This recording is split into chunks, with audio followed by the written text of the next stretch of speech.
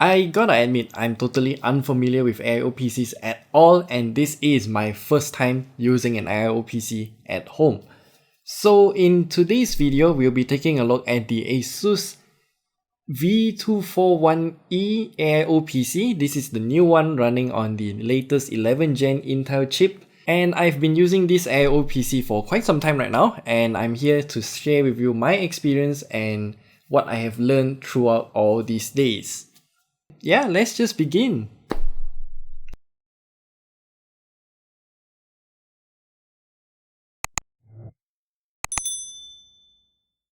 Now, first of all, I think we should get the specs out of the way first, because our specific unit of the ASUS V241E AIO PC here comes with an Intel Core i5-1135G7 alongside with an NVIDIA GeForce MX 330 graphics.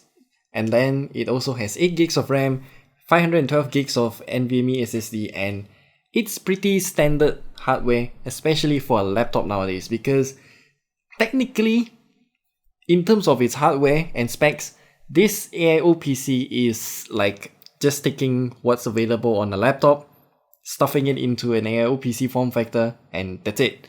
And as the name suggests, it comes with a 24-inch IPS LCD screen at 1080p in resolution, and it looks great with a fully matte finish on top, alongside with very thin bezels all around the screen. But at the bottom though, we have a strip of grills, and here is where we have the speakers, webcam, and also built-in microphones into this AIO PC itself. I mean, you can just unbox the ASUS V241E and then have everything working outright because everything is already built in, just like a laptop again. But my biggest gripe here though is the webcam position, because as you can see here, it's at the center bottom part of the AIO PC. But because of how this monitor can only have tilt adjustment, as you can see here, that means the webcam will either be a chest cam or a nostril cam. So this is a quick test of the microphone and webcam of the ASUS V241E AIO PC. And as you can see here, you're either looking at my nostrils, or actually I can tilt it even up a little bit. So yeah, I got dark a lot more, but you can also tilt it down, which, yeah, now you're seeing my chest instead.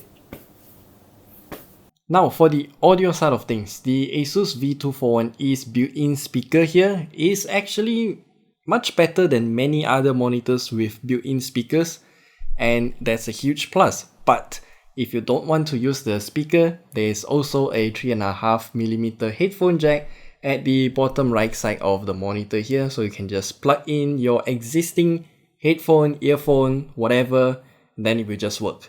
Now, speaking of the audio jacks, we have to now talk about the ports. At the back, we have a barrel jack for power, gigabit Ethernet port, HDMI out, and then 4 USB 3, 5 gigabits per second Type A ports, and then another HDMI in. We'll talk more about that later. Now, in terms of its ports, my complaints, well, I have two of them actually. Number one, all of the port positioning here is kind of ridiculous because all of the USB ports are placed at the back of the monitor. So it's kind of annoying to always reach behind the monitor just to plug and unplug USB stuff. Now, there is another USB 2.0 port at the bottom right side of this monitor here, right beside the 3.5mm headphone jack. Again, that's a USB 2.0 port, so if you want to do fast file transfers, you would need either one of those USB 3 ports at the back of the monitor. And while we are talking about the USB port positioning, ASUS, you should have put a USB 3.0 port either on the left or right side, or maybe at the bottom here, so we can do some hot swapping, USB plugging for, let's just say, external SSDs, USB flash drives or something like that. And my second complaint about the ports here is the lack of a USB Type-C port. Now we are entering the era of USB 3 with 10 gigabits per second speeds, and I would really wish to see a Type-C port on an AIO PC as well. I mean, let's face it, even an iPhone now comes shipped with a USB Type-C to Lightning cable, and a lot of Android phones are also shipping with USB Type-C to Type-C cables. And by the way, if you don't want to use the Ethernet port, you can also opt in to use the built-in Wi-Fi as well. But this AIO PC only comes with Wi-Fi 5. I have no idea why they don't want to use Wi-Fi 6, but Yeah. And with all of those said, I have to say that this kind of AIO PC is surprisingly good. It's compact, it saves a lot of space, and everything, well, nearly everything is integrated inside this monitor here. Now, my only complaint is that if you want to go to the extreme and save your space, ASUS, why did you have to give us an external power brick? Because yeah, it's an external power brick and we have quite a lot of space on the monitor here. You should have just built in the power brick inside so we can just connect the power jack and everything's done, right? And oh, by the way, ASUS also included this wireless keyboard and mouse combo, so all you need is just to connect a single dongle, this dongle here, and I've been connecting this dongle to the USB 2.0 port at the bottom right side of the monitor because, well, why would I want to waste a USB 3.0 port on a keyboard and mouse dongle, right? Now, the included keyboard and mouse here, you kind of know where all of the aesthetics are inspired from, but the keyboard is kind of flexy, especially when I hit the spacebar a little bit harder sometimes. You can definitely feel and see the whole keyboard just bow down a little bit. And as for the mouse, well, it's really not my type of mouse because I do prefer a mouse with a higher profile at the back here. And this mouse doesn't have any DPI settings at all, so it's always at a very high speed for my liking because I always use my mouse at either 800 or 1000 DPI. But I mean, this kind of keyboard and mouse combo does work, so well, it's okay. And now back to the performance side of things. The highest end specs available for the ASUS V241E that we have here comes with an Intel Core i5 1135G7 and also the MX330 graphics like we mentioned earlier. And this kind of hardware can actually run games like Overwatch at somewhere around medium to high settings at consistent 60 FPS, so you can still play some games with this whole setup. It's just that if you want to do a bit more, then maybe not, because this is considered an ultrabook level type of performance. And I'm specifically saying ultrabook right here because you do remember that we do have another video talking about performance of the Intel 11th Gen chips, and the Intel Core i5 1135G7 in this AIO PC can only run at 15 watts instead of its maximum 28 watts. And when we do a stress test on both the CPU and also the MX330 GPU, we will see less than 50% utilization on the CPU while the GPU is at 100%. But with that said though, this ASUS V241E AIO PC is not meant to be a gaming machine anyway, so it doesn't really make that much of a difference in terms of its hardware utilization and also maximum performance. But if you have another gaming console, then you'll be happy to know that in spirit of space saving, the HDMI-in port at the back of the ASUS V241E is actually available for you. Just plug in a gaming console into the HDMI-in port and then you can start gaming. And since this AIO PC here comes equipped with a built-in speaker as well, all of the audio will straight away play through this soundbar right here. Should I call it a soundbar? I should.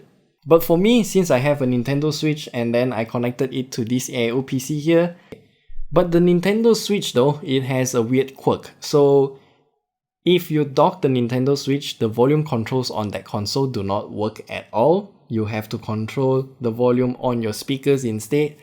But the ASUS V241E does not have volume controls when in HDMI-in mode. So for my weird case here, it's always at its default volume and I can't do anything about it. But you can also use your own headphone or earphone by just connecting it to the 3.5mm headphone jack at the bottom right side of this AIO PC. So at the end of the day, the ASUS V241E is a fantastic AIO PC that has a lot of features, and they also considered the environmental impact as well. So if the hardware inside, as in the CPU and GPU, got out of date, then you can still use this entire setup as an external monitor. And speaking of the GPU though, this ASUS V241E comes in a total of 3 different variants. This one is the highest end variant that we have, comes with an Intel Core i5 and also the MX330, and it is priced at 3,299 ringgit. But if you don't want the MX330 GPU, then it will go down to 3,099 ringgit with only the Intel Core i5 and also the Intel Iris Xe graphics, which is actually a very valid alternative because the Intel Iris Xe is actually quite powerful.